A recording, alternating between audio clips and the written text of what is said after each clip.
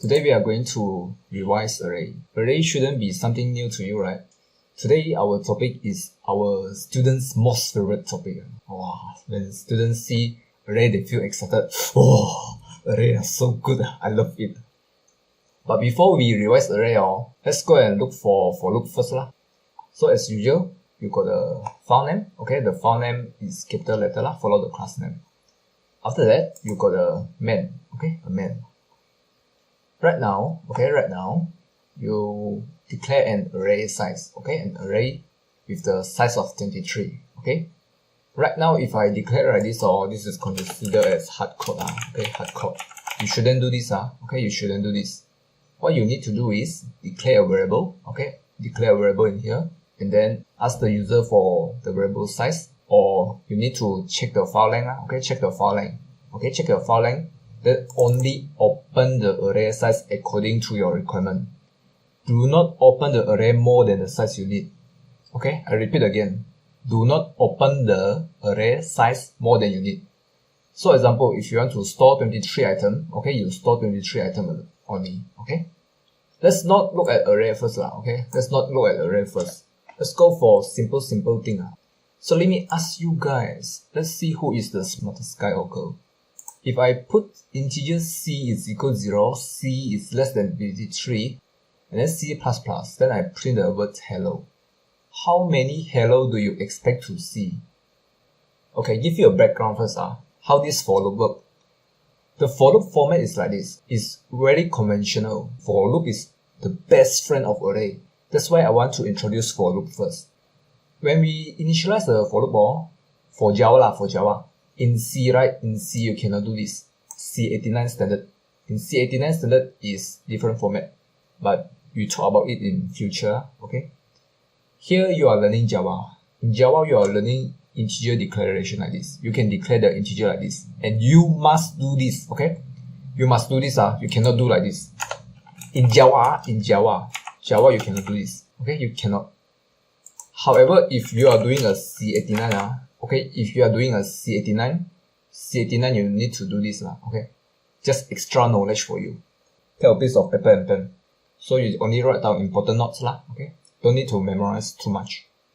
If this is not C89, okay, if this is not C89, all we need to do is we initialize inside here. We initialize this is the index, okay? Usually we put it as I, okay? Usually we put it as I. You can also put it as C as you want, okay? C also makes sense, C stands for column.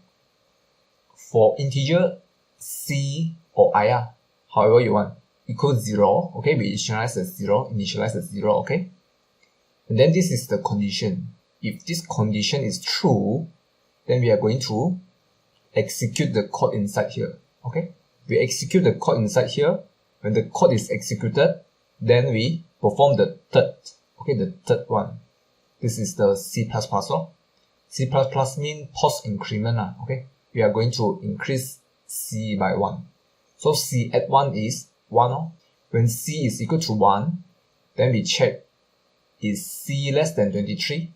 By the way, just now also got check, is 1 less than 23? If it is, then we print the hello. Then we increment again. Then C is equal to 2. When C is equal to 2, then we check again. Is 2 less than 23? If 2 is less than 23, then we print the hello. Then we increment again. Then C is equal to 3. Then continue up until less than 23. So right now my question is, if our C is 0 and C is less than 23, how many times do you expect to see the hello? The answer is actually 23. You are going to see 23 times hello. Hey, why 23? Eric, how do you count 23? Do you have a formula? Oh, easy, I tell you. Yes, there is a formula. If you are increment by 1, right? If you are going increment by 1, the formula is like this. What is the n? You tell me. Okay, what is the n? When C is equal to what? This code will stop. What is the n? 22. And then our start is what? Our start is 0. Okay, so when 22 minus 0 add with 1, what is the answer? The answer is 23. Okay, this will look for 23 times. Now if I ask you, if I add a less than equal, okay, a equal sign, if C less than equal, I give you a small number so you easier to think, okay. C less than equal to 13, okay. If C less than equal to 13, right? How many times do you expect to see a hello? 13 minus 0 plus 1, correct? The answer is 14, okay, 14. If you start from 0 loop until 13, right? If 0 until 13, you need to count the 0 itself, so it's 14 times, okay? Now it's 13, right? Now it's 13. If I want to print for, say, 12 times, okay? If I want to print for 12 times only, I don't want to modify this, okay? I don't want to modify this. I want to print for 12 times. What should I do? Can you suggest me what else can I do? Okay, so if you change C is equal to 1, you are able to run exactly 12 times, okay? Exactly 12 times. Correct or not? If you change C is equal to 1, you're able to 12 minus our start change to 1, okay? If our start change to 1, that means 12 minus 1 and then plus 1, so the answer is equal to 12. But what if I ask you again? I want this to remain as index 0. Now I don't allow you to change this part. I don't allow you to change this part. I direct you the answer. I want you to change this part. I want you to change this part, but I want this to be 13. I want to print exactly 12 times also. What should you do? 13 minus 1. The final dead question, trick question. Okay, final trick question. Should I direct write like this? Should I direct write like this? If you want to minus 1, what you should do is declare a variable. Okay, declare a variable. Integer final index is equal to 13 minus 1. Okay, 13 minus 1. Like this. Okay, 13 minus 1. So that the Java don't recount it. Okay, so that Java don't recount the final index. Okay, so it didn't recount this. If we do like this, okay, if we do like this, we subtract 1 time only. We subtract 1 time, then in each cycle, we only check the final index. Get it? Because compared to just now, if you are doing an array, if you subtract the array length minus 1, right? If you do array length minus 1, in each cycle, the Java for loop, right, would count the array length minus 1. So it's a tiny bit inefficient. So it's bad for the environment. Okay, you need to protect the earth, use less computer resource, use less electricity. Declare a variable to count the variables. Okay, you don't want in each cycle you want to subtract 1. Okay, this is inefficient. Okay, not efficient. When this Java code compile into a bytecode, you get something similar to this. So you got a main, okay, this is the class main. Okay, so blah blah blah blah blah blah. We don't need to care about this. Okay, don't need to care about this.